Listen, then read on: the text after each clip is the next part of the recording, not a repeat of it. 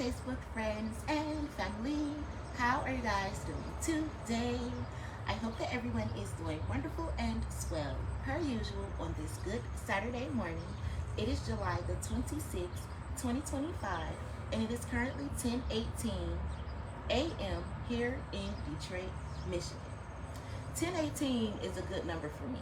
10:17 is my son's birthday, and I don't play the lottery, but the very first time that I played the lottery, I played my son's birthday, 10:17, and I played it on a one-off, and I hit for 10:18. So it's 10:18 right now. So I don't know. We're gonna see what's in the energy for me today. I just got out the shower, so I feel really good. I threw my hat on because I don't want to wrap my hair up just yet because my under the wig braids is wet back here. So yeah, I had to take my devices to be charged up, so I just threw something on or whatever. But yes, I am doing good. Mally is doing good. He's still sleeping at the moment. He'll probably be up in a second, and then I'll get ready to make us something to eat for breakfast or whatnot. My laptop is charging right now, and when it's done charging, I'm gonna make sure that I complete at least module 1 of the course that I'm doing today. So I'm gonna try to do that. But yeah, I woke up this morning kind of thinking about the video that I made yesterday where I tagged Fox 2 News. And it was just making me think of my grandma, because my grandma used to always say, I'm about to call Fox 2 News. I need to call the problem solvers, because my grandma was going through a lot of things when she was alive, as well as my mother. I always say it's like a generational curse, and I'm the generational curse breaker. My mom passed away young. My grandma passed away young. And now it's me. Like, it went from my grandma to my mama to me. And that's why I always say, and I paid my mama bills by Cardi B, because I paid off my mama karmic debt and my grandma's. I'm the generational curse breaker. I cleared the karmic debt for my family. That's what the fuck I do. And now it's time for me to reap the rewards. So yeah. But I had mentioned that Dina Santafanti and the rest of the Fox 2 News cast need to find them something to fucking do. Like, put some real shit on the news, because it's real life shit going on out here. Real cases that need to be solved and shit, especially since they call themselves the problem solvers, and they like to put people in the hall of shame or on the wall of shame. You need to put yourselves on there, because I wrote y'all and told y'all that I was dealing with something and y'all didn't help me. But see, it's up to me to dig a little deeper, because I'm the generational curse breaker, right? Right. But I was mentioning that my grandmother's friend lived down the street from from Dina Santafanti. And I don't know if Dina Santafanti still lives there or not. And I don't know if Gwen and Rob still live there or not. But my grandmother's friend was Gwendolyn and Robert Lewis, or whatever. And I was thinking about her because I was thinking about my son's wrist, and how the anesthesiologist at Sinai Hospital kept knocking my son out with that fucking anesthesia. Talk about pronouncing him dead at such and such and back alive at such and such, and they kept doing it over and over again. And it was making me think of my grandma's friend, Gwendolyn Lewis, because she was an anesthesiologist for DMC hospitals or whatever. And I wondered, do she know the crooked ass motherfucker who was knocking my son out like that? But I always say you never know who anybody knows. And I was really like channeling my grandma's energy, because my grandma and Gwen became friends because Gwen went to Second Ebenezer Baptist Church with us as well, with Pastor Van and Sheila Van. Gwen went to Second Ed, and her and my grandma became friends that way. And again, she was an anesthesiologist. She was well off before she even married Rob or whatever. And I don't know if he was like a lawyer or into construction or something, but he had like a really good job as well. And they used to pay my grandma to come to their house in Southfield. That's how I know Dina Santafanti lived down the street. My grandma used to go and clean their houses, because my grandma, she couldn't work. She was on a fixed income. She was on dialysis, kidney failure, heart failure, congestive heart failure. She ended up dying from stage 4 colon cancer and lymphoma. So my grandma was sick all her life. Her and my mother was diabetic since they was teenagers. My mom died at 32 years old. My grandma died at 64 years old. So they died young. But anyway, my grandma always managed to wake up. See? My grandma always managed to make a way out of no way before she passed away. I said she's one of the strongest women that I ever met in my life. Even when she got both her legs amputated and she had prosthetic legs and stuff, my grandma kept going. But anyway, she used to clean, this before she got her legs cut off though, she used to clean Gwen and Rob's house in Southfield. This was before Gwen had got pregnant and had her baby too. I think she named their son Michael or something like that, if I'm not mistaken. My grandma used to babysit him for money. She used to clean their house and everything like that. Her and Gwen was good friends. So I was just thinking about that. And that's how I knew that Dina Santafanti lived down the street, because I used to see her around a little circle on the end of their block or whatever. If I go down that street, I can tell you which house she used to live in. Or still do. I don't know. But yeah, it just was making me think of my grandma this morning, because my grandma always made a way out of no way. I'm telling you. Even when her legs got cut off and she only could get her Social Security check, she was on a fixed income, living off of Section 8 and stuff like that, that still wasn't really enough money for us. So my grandma used to go to work at this restaurant too.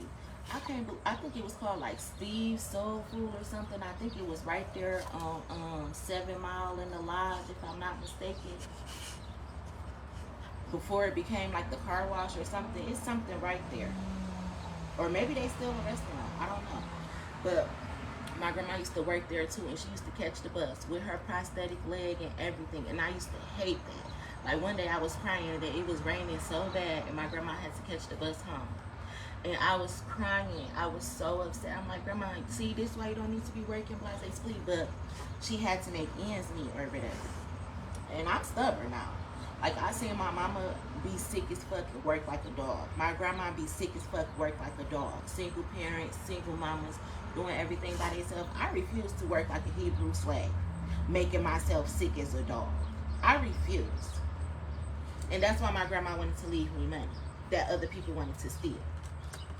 Because my grandma didn't want me out here working like no fucking Hebrew slave either. Getting sick as fuck.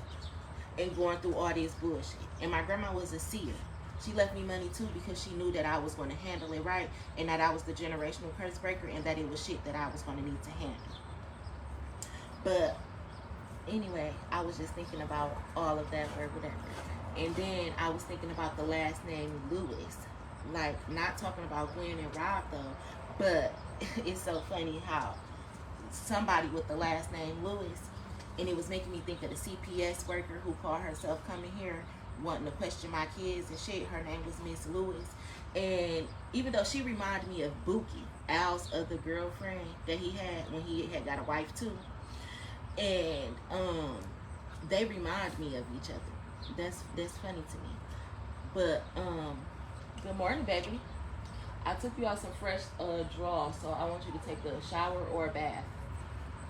Okay. And I put your phone on the charger so it's charging. But I'm hearing it's been a long time coming. What was that, Usher? But we done been fell apart. Really wanna work things out.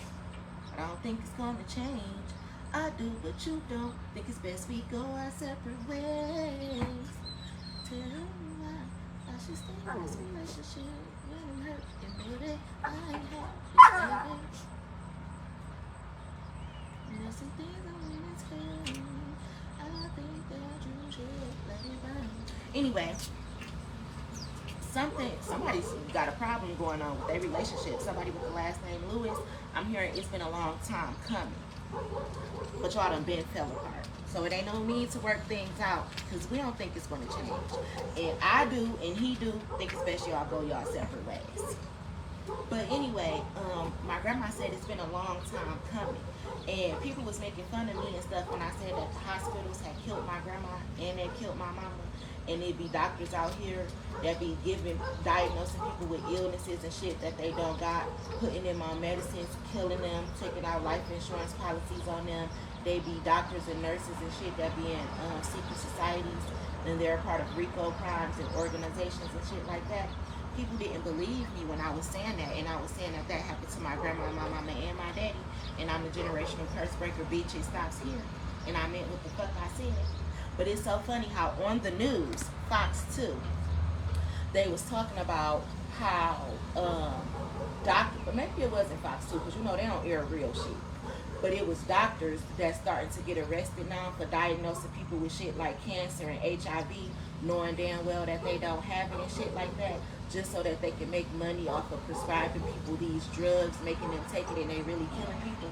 It's so crazy how that's on the news in this day and time. But when I was saying that that was going on with my parents and stuff and my grandparents, people didn't believe me. But oh, how the tables are turning. And it's so crazy how the shit coming up on the news. Just like I said, the pastor was about to get investigated for having sex with his teenage girls in the congregation. It's so crazy how that popped up on the news too. And how I said that the pastors be working with the drug dealers and the morgues and the police, and they be putting hits out on people, taking out life insurance policies on people, cashing out on their congregation members, and they all be a part of it and shit like that. It's so crazy, but that shit coming to the light. If y'all get on YouTube, y'all will find this shit out. But I've been saying it for years. People didn't believe me. And when I said, you wonder why I haven't been in church in 3 going on 4 years, it's because when I walk up in them motherfuckers, sometimes I can read the room. Just like the pastors, the first ladies, the motherboard, the evangelists, the deacons, and the choir members and all that, they be targeting people as they walk in the church, figuring out if they want to eat a young bitch pussy or some shit like that. But I learned a lot about churches. I said my granddaddy's a pastor, even though I ain't never go to his church. And I went to second ed with Reverend Van and everything. I learned the most there. Then I had Bishop G.L. Jones, who taught me a lot. That's who introduced me to all the occult knowledge and shit like that. So I've learned a lot from churches. And that's how I know that a lot of them are evil, Masonic, demonic temples. So, yeah, I was just thinking about that this morning before I had got in the shower or whatever. And I just wanted to jot it down in my digital diary or whatnot, while my device is charged and everything like that. But yeah, I'm hearing victory is mine, victory is mine, victory today is mine. But maybe I'm about to have a victory. I'm also hearing Michael Fletcher, which Michael Fletcher was the choir director at Second Ed when we used to go there when I was a little girl, or whatever. I said I know a lot of shit that goes down in the fucking churches. I be trying to wake y'all up to the bullshit, so y'all don't get got, y'all don't get fucked up like my past on loved ones and ancestors and shit like that. I be trying to make y'all hip to what be going on and how it be pastors out here performing spell work on people trying to do destiny swaps and all that type of shit because they be deep into the occult. Right along with the doctors, the nurses, the governors, the mayors, the people who run the morgues and all that type of shit. Which is also making me think of how they said that my mama's body wasn't in the place that we buried her at. She got moved somewhere, but we don't know where the fuck she at. I said, people, and now I'm hearing Skulls and Bones, the secret society organization. I said this shit is real life. And people thought that I was crazy and shit. But y'all don't do y'all motherfucking research. However, I do. You know, but y'all thought I was slow because I didn't have all the diplomas and degrees and shit that y'all got. But I said I'll run a track around you motherfuckers and expose some shit. I don't need nobody to tell me that I'm a detective. I don't need a PhD and all of that shit for me to solve a motherfucking case because I got plenty of common sense that ain't so common to you motherfuckers. I have occult knowledge because I was born into the occult, full of Masons and Eastern Stars. Born into the Illuminati. Didn't even know it. Targeted by these same secret societies my whole entire life. So hell yeah, I'm the generational curse breaker that speak about all this shit. I'm not afraid to do it. Never going to be scared to do it. And it's going to be the only way that I get justice for myself and for my ancestors.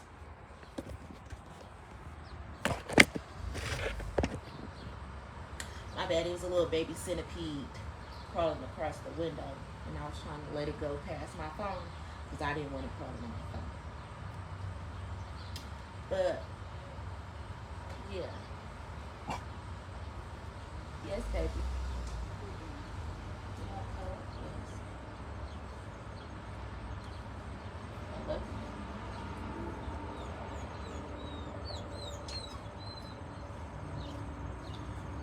Did I leave your toothbrush over there?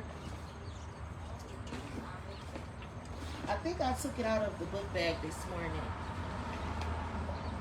Is that it on the table?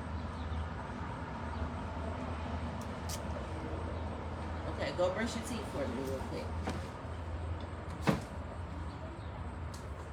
Yeah, you can.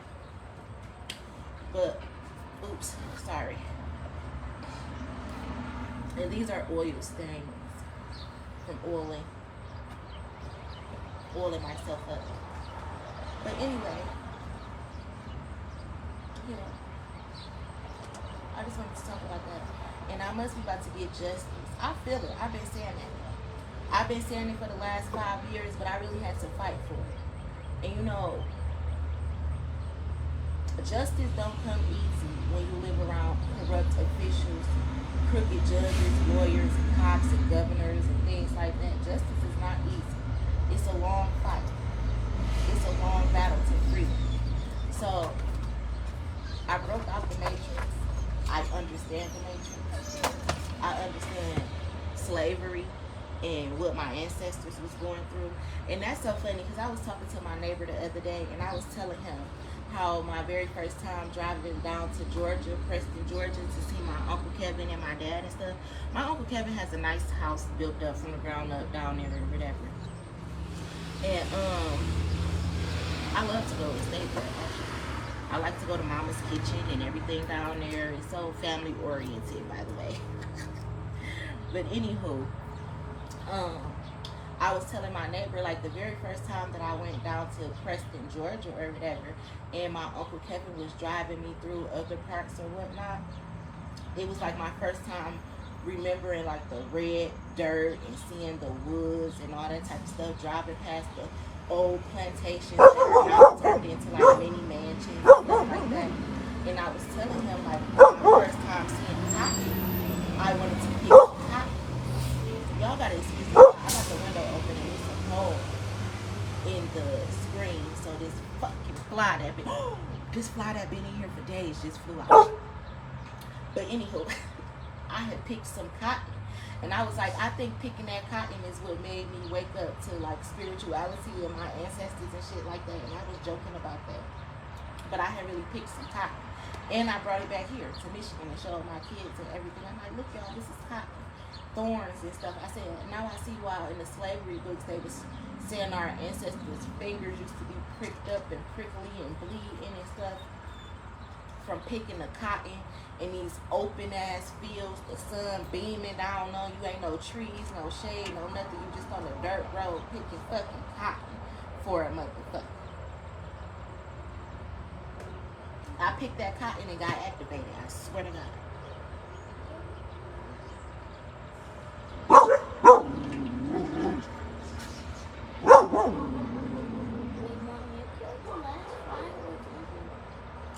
That one big fly that been getting on our nerve, it just flew out the window, out the hole. Here, take the toothpaste back.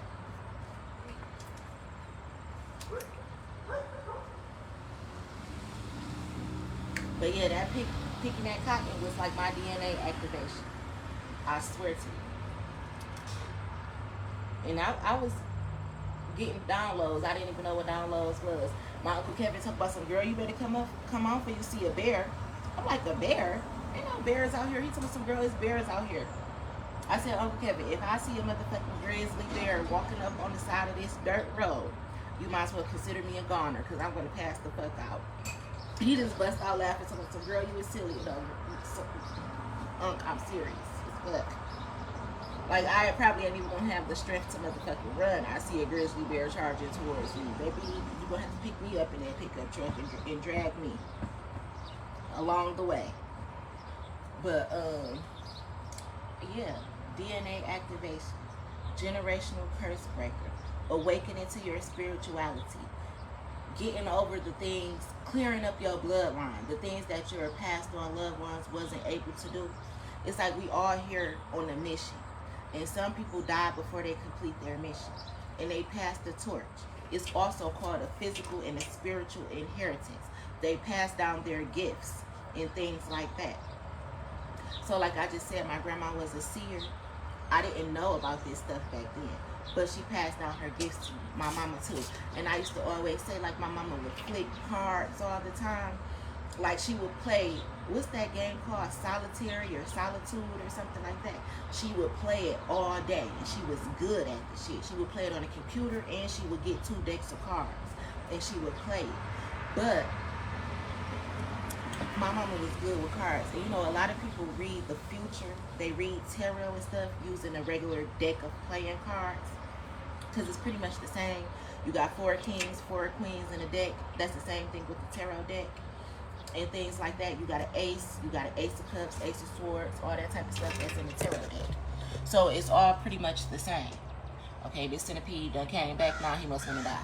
I tried to let you be free as a motherfucking centipede. Speaking of, I was about to say free as a bird, but the bird's been chirping this morning, so it must be a lot of gossip going on in the community, through the streets, the spiritual streets and these physical streets, because the birds was really chirping this morning as well, almost like they was arguing back and forth. I'm hearing it's the battle between good and evil. It's the battle between good and evil. Armageddon, Armageddon, Armageddon. And see, people be thinking like, oh, you're going to, when the rapture comes, God's going to suck everybody up, and you're going to go into the sky and live in heaven, or you're going to go to hell, go into the ground and burn in hell. No. Heaven on earth, hell on earth. You pick your side. You pick which side you're going to go for. And then there's certain people that the devil just wants you because they see that you're a good person. They see that you're godly. They know that you have a strong, powerful destiny. So the devil comes to attack you to make you join his side.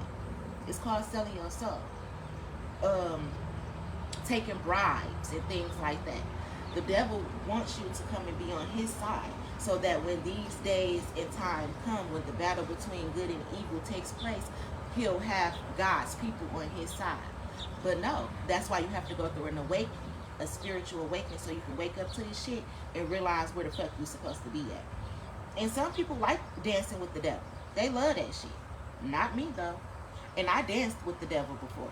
No, I've never sold my soul or anything like that. But I've befriended the devil before, unknowingly, sleeping with the enemy, having backstabbing ass friends that been sold they soul to the devil, fucking with niggas who was warlocks and I didn't know it and shit, having friends that was witches and shit and I didn't know it.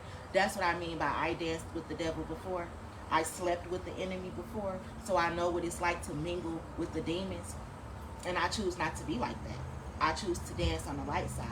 But we all have a good and an evil side.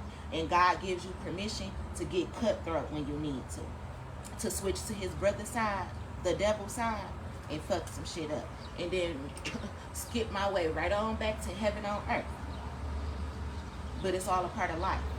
And generational curse breaking. And picking a side. And going to Armageddon.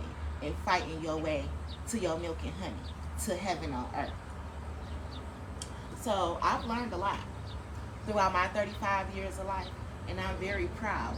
So despite all the stuff that I've been going through, like financially and physically and things like that, not having all the things that I need, not being able to live the way that I want to, and all that type of stuff, in the midst of all the tests, trials, tribulations, hardships, and everything that I've been through, I don't regret none of it, because the knowledge that I have is priceless.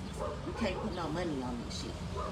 Like, I done had $1 million put on my fucking head through life insurance policies and hit me. You can't pay to get rid of me, and you can't pay for the knowledge that I got. And it, again, you can't pay for it with financial aid. So a PhD, master's degree, associates, whatever the fuck way you got that shit, it can't top the knowledge that I have. And that's why people be thinking that I'm a witch or that I'm a part of a secret society or something, because I have occult knowledge. But no, I don't even study occult knowledge. I said some shit you walk into, some shit you was born into. I was born into the occult. I walked into a church and found out what the occult really was. That's why y'all gotta really get spiritual and figure out the code to that religious ass shit. Jesus died at 33 years old because they hated on him. He was a 33 degree. He was a self-master. He was a prophet. He told the future. He could heal people with his hands. He was a shaman, a healer, a prophet. And they hated him for that. So they crucified him. But guess what? They said I was going to be dead by 32 too. They didn't want me to reach 33. Because if I hadn't reached 33, they knew I was going to be unstoppable. And guess what? I turned 35 this July month. And I am unstoppable. And I got knowledge out this world. That's why I can channel energy. I can go between realms. I can talk directly to God. It's self-mastery. That's why I can deal with a lot of shit that most people could never even dream of. You couldn't walk a mile in my shoes. And that's why Cinderella's story is a lot deeper than what people know. That's why you shouldn't steal the glass slipper, thinking that you can walk into somebody else's shoes. Walk somebody else's path. And I said Walt Disney was also a prophet, which is why he made movies like Cinderella. Yes? It's on the charger. You gotta wait, baby. You gotta wait because it was completely dead, okay? But yeah, I keep breaking it down. Cinderella was just like Jesus. You know how God said Jesus was his only begotten son? Well, Cinderella was her father's only biological child, even though he had stepdaughters that came from his wife. And when Cinderella's father died, he left her a mansion and money. But her stepmama and stepsisters wanted to put themselves in competition with her. They wanted to steal her inheritance and steal everything from her and lock her away and make her seem like she was a fucking peasant to the rest of the village. Until one day she was invited to go to the ball. That they were stealing her mail, actually, just like they steal my mail. They were stealing her mail. She wasn't even going to get the invitation to the ball. She actually heard about it through the grapevine. And then when she found out about it, her stepsisters was gone. They went and got dresses from damn near Vera Wang. They threw her some scraps from Joanne Fabrics and told her to make her own shit. You better go to Michael's and get you some pearls and Joanne Fabric. You better go get you a sewing machine, needle and thread if you want to go to the ball. Because who are you? We taking your daddy money and we buying up our shit. We ain't giving you your money so you can be nice and beautiful and pretty and you can have a chance to meet the prince. No, we're going to try to steal the prince from you like we stole your money. The shit is deeper than rap. So, anyway, that's how they did Cinderella. But she said, okay. She took the little scraps that she had, right? The little shit from Joanne Fabrics and Michael's while her stepsister stole her money and went to Vera Wang. She took her scraps and she made her a beautiful ass fucking dress. While she was sitting around talking to the birds and the mice and shit, she made her a beautiful dress so she could go to the ball. And she didn't even have a ride to the ball. But her stepsisters, they had got them a horse and carriage to go. With Cinderella's money, by the way. But it was okay. Because she made her dress. They had beautiful dresses. She came out of the attic or the basement, whatever one she came from, with her dress on that she made for herself. And she looked very beautiful. And they hated her. How could this bitch make a beautiful dress out of scraps? We didn't even give her no money. We went and paid for these beautiful ass dresses. And she thinks she's going to come to the ball and look better than us and get the attention of the prince? No. So they ripped the dress off of her. They tore it into pieces so she couldn't go. She went in her room and she cried. And then her fairy godmother appeared, aka her ancestor. Her fairy godmother appeared and told her what to do. Clean up herself. Hold your head up. Don't cry. We gonna make sure you okay. The spiritual realm is gonna bippity boppity boop and send that real magic down. And we're going to make sure that you're okay. And her fairy godmother made her a beautiful dress. Out of the pumpkin, more scraps, she turned it into a carriage. And then Cinderella went to the ball, where she had to be back home by 12 because the magic wasn't going to last. Which is what I tell you, witches and warlocks, magic never lasts. So she had to be back home by midnight, or her dress was going to feather away. Her shoes, the carriage, everything was going to disappear because it was given to her briefly out of magic.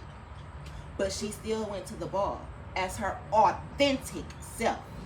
Granted, she had a borrowed dress, a borrowed carriage, because the stuff that she made for herself, they stole from her and they fucked it up. But her ancestors passed down some gifts to her so that she could go to the ball. And when she went there, she still caught the eye of the prince. She danced with him all night. Instead of dancing with the devil, she danced with the prince all fucking night. And it was so spiritual, so powerful, that he remembered her and he wanted to look for her and he wanted to find her because he had never had an energy like hers before. Granted, he danced with thousands of girls because he wanted to pick a wife. But something about the poor old Cinderella, who had nothing, caught his attention. But he didn't know she was poor because he was attracted to her spirit, her natural, authentic self. That's what he did. So the clock struck 12, and Cinderella had to leave. So her hair started coming down, and her dress started going away. And she ended up running and losing the glass slipper. And that was the only thing that the prince had to find. And he went around the whole village with that glass slipper until he found the foot that could walk in those shoes. He found Cinderella. And when he found her, she was dusty, dirty, because she had been cleaning up after her stepsisters. Shut up! She had been cleaning up after her stepsister. My granddog's on the porch. And her she had been given the scraps. She was sweeping up the fireplace, getting all dusty, cleaning up after the dogs, the horses, the birds, the cat. She ain't even like cats. I hate cats. Anyway, he found her. She was dusty. Nothing like the beautiful girl that he had saw when he danced with her. What you mean? Cinderella's dog? They took that too. But they, when he found her, she was still beautiful. Yes. But she was dirty. She was worn, torn, poor, without, needy. That's how he found her. And he ended up having to ask her, what happened? Why are you this way? Like, not in a mean way, but why are you without when you come from royalty? She had to break down to him. My stepmother, my stepsisters, they stole my house. They stole everything that my dad left me. All the money. They stole my inheritance. They made me go live in the basement, in the attic. I have nothing. I had one night to come out and dance with you. And that was it. They didn't even want to give me that. And he was like, well, damn. I still love you. I love your spirit. You poor, it's okay. They stole from you, it's okay. I come from royalty too. My family got me. Matter of fact, I'm looking for a wife so that I can get my family's inheritance. And I'll move from being the prince to running the kingdom when my father steps down. So therefore, I'm going to make you my wife. And now you're going to go from being the ugly, so that they call it, the black sheep of the family, to being the queen, because I'm becoming the king, and I want to marry you. So out of all the other rich girls of the village, he chose the poor girl, who had absolutely nothing to offer him but her true, authentic self and love. But when you love yourself, you can't be nothing but your authentic self. And when you love yourself, you attract love. When you know what you deserve, you attract what you deserve. So granted she was poor, she knew she deserved better. And she waited patiently, being a slave in her own fucking house, until God sent her a miracle. And he sent her a miracle through a man, a prince because her family has stolen everything from her. So when I say I'm the Detroit Cinderella, that's what I mean. And when I say I'm supposed to marry a man that's rich and well off, that's what I mean. But it's going to be God's way of blessing me because my family has already stolen everything from me. But anyway, my baby is up now, so I'm about to make us something. Baby, I don't think your phone has been on the charger for an hour yet, and it was all the way dead, so you need to let it continue to charge, okay? Yes. You had a dream that it was Mira's birthday?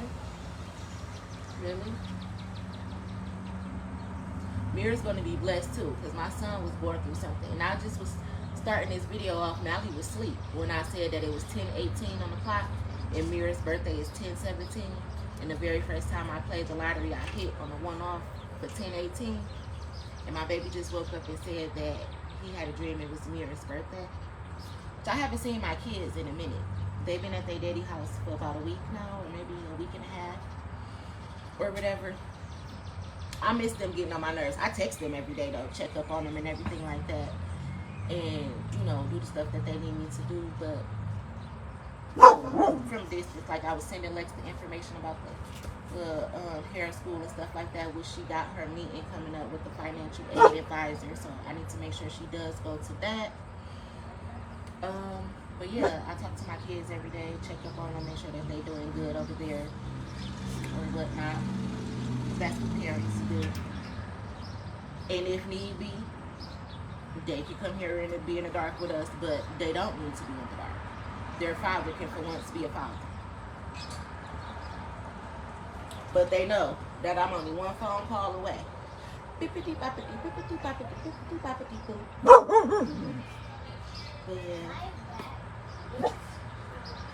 I'm about to get off here. I love you guys. Be safe in these Detroit streets. I'm here in the city is mine. I don't know why I be channeling Vezo energy so much. And two, and every time I see one of them little Tesla trucks, I just be swearing up and down I'm riding next to Vezo or something. And I don't even fucking know why. I only be seeing them like that on the east side too. So that's when I used to be on the east side heavy. Or whatever.